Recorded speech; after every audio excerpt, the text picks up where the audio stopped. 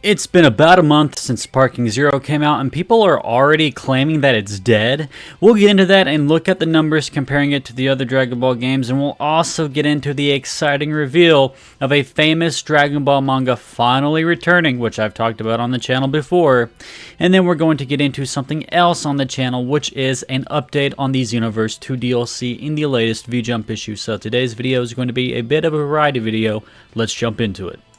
Like I said, looking at the stats on the Steam DB chart, we can actually see Sparking Zero has 8,104 players as of now. I'm recording this at about 6:40 p.m. on the 18th of November.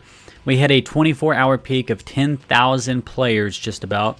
And of course the all-time peak of 122,000. So look at that 122,000 number and compare it to Multiverses, which many people do say fell off. So if you look at these numbers here, you can see that they both hit a pretty high all-time peak. But then, as you can see, once they actually had some time to settle in and find their core player base, it looks like Sparking Zero's player base still a month out, so some of these players will still probably fall off. 10,000 players. Looking at 2,000 players, for example, let's look at Fighters. Now, Fighters actually had a 44,000 player peak, which is a fraction of the 122,000 peak. But again, it fell off drastically. Fighters hasn't had much new content. It is basically no longer supported financially from the developers. They aren't creating any DLC or anything for it. But we can look at Xenoverse 2, which is still getting DLC, and it still have more content advertised for it. And as you can see, we actually see stronger numbers for Dragon Ball Xenoverse 2 than we do Fighters. Once again, it probably has something to do with the DLC model and how it's an online ecosystem, so they're still doing online events and things like that. Again, a 24-hour peak of 1,173. If we look at the month, you can see it kind of gets pretty high around these dates here. Now, it looks like this date was a lot of players, 1,963. So you do see, like, maybe whenever they launch more updates or more events or things like that, more people play. That's obvious, right? And then you can kind of see, if you look through here, where you might expect to see more of the updates and things like that. So if you look here for the month, it looks high, right?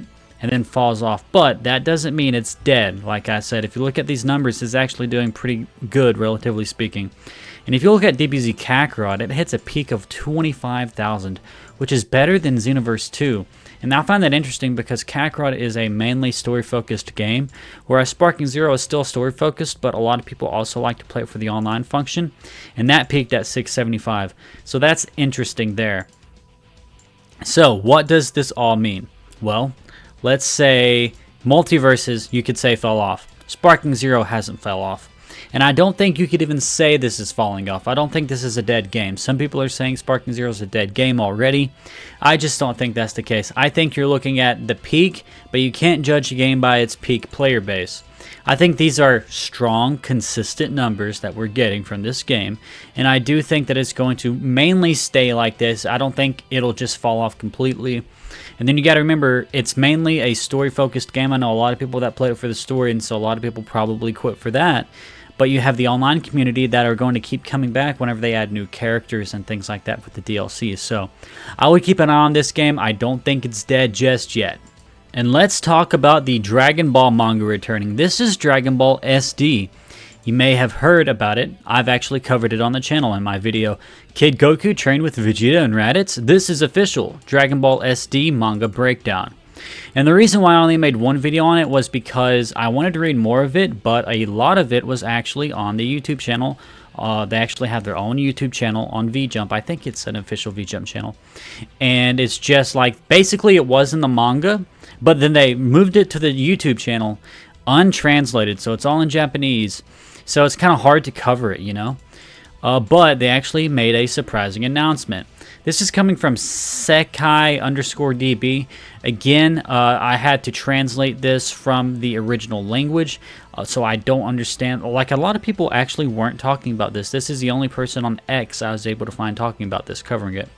They say, Nahu Uishi's Dragon Ball SD manga will resume serialization in Sakyo Jump magazine, starting with next issue, which will be published on December 4th.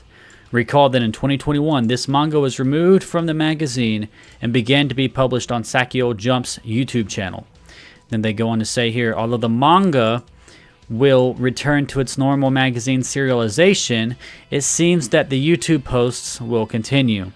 So even though they're bringing the manga back, the YouTube videos will stay consistent. So what does this mean? Well, I guess you could say that if you are into a Dragon Ball recap of sorts, you can go ahead and check it out. It's a recap, but like you see in the video that I already covered, it's also kind of changing the events, and it's a bit of a parody manga as well. So keep that in mind before you give it any time of day. Again, if you enjoy this kind of content, great for you. But again, if you aren't into like rehashing old Dragon Ball, then you know, you might not want to check it out, but I do enjoy it. I think it's a fun time.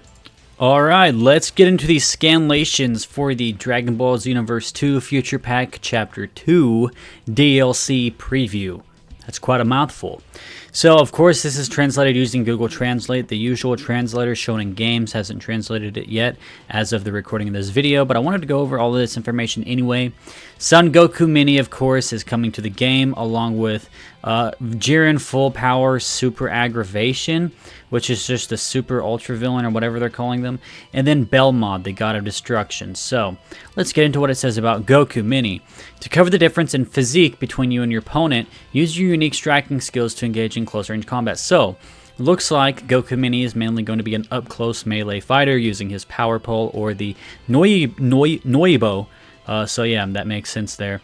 I do have some trouble saying Noibo because I want to pronounce the Y after the N and the O after the Y. So it's kind of hard to say Noibo. But anyway, future chapter, future saga, chapter 2 appearance. Shinza, new playable character now available. Again, some of these translations are a little bit off. Fu is plotting something and conducting an experiment on super extreme deterioration. In this issue, we revealed 2 new playable characters from chapter 2, Goku Mini, and from the latest work, Daima. Okay, so they're saying Goku Mini from the latest work, Dragon Ball Daima. So, it says there's 3 characters, but again, you remember in the last DLC pack whenever they dropped Broly on us at a last moment's notice? So I wouldn't be surprised if something similar happens there. So, emergency move, ultimate technique. Again, I can't pronounce this word. I don't even know if it's an accurate translation. It probably is. Senretsuran, Senatsurabu, or whatever. So, basically, power pole, right? And then you can see here another attack where he dashes forward with the powerful as his special move. And then it looks here, special move, Dragon Flash. So, that's probably an easier thing for me to read, obviously. So, again, it looks like Goku is really centered around his power pole, which is really cool. I mean, we all love the power pole here in this Dragon Ball fandom. I'm glad that Daima is using it. And then we can look at full power Jiren, super aggravation, or the villain form, or whatever they call him. Both energy blast and striking techniques. By taking advantage of his many skills, he can move around powerfully. So while Goku Mini mainly uses striking techniques, Jiren is a well-rounded character, and of course he's going to be super powerful. Full power destruction is his ultimate move. It looks like that's what they're saying there. And then you can look at Belmod here, his extravagant move, ultimate technique, the power of the God of Destruction. So you can actually see, I think this is destruction energy. Using the ever-changing energy blasts, you can control the movement of the box hand. Again, I don't understand if this is accurate, probably not. Opponent, regardless of distance, let's hunt down. So basically what they're saying is no matter how far you are, this thing is going to be mighty powerful. So yeah, I guess you could say this is my best attempt at covering the V-Jump issue pages. Again, the translations aren't at all that accurate. They are kind of accurate. But you could say that these are accurate enough to where you get the general idea of what you're looking for in these characters. You're looking at a preview of some of their attacks, what they may do, how they're balanced as characters. So, yeah, that's that, I guess. Anyways, guys, I hope you enjoyed this video. It's been a while since I made a full-on Dragon Ball news video, mainly because after Daima released, Dragon Ball's kind of been going a little bit slow on the news. So what I've done in this video was I compiled basically like a video of like a few news stories from like the past week or so and made it into one video. So this might be how I cover the news from now on, since it's going to be a little bit more tight, a little bit more slower, because, you know, Dragon Ball Daima is currently releasing. The Super Manga is still on hiatus, and some people are speculating that the Super Manga may not even return until Dragon Ball Daima finishes because of things that Dragon Ball Daima has to reveal, and some people are speculating that it will tie into the future of Super. So just bear with me while we go through and, you know, just wait through all this Daima stuff to get to Super, but I'm enjoying Daima and Super.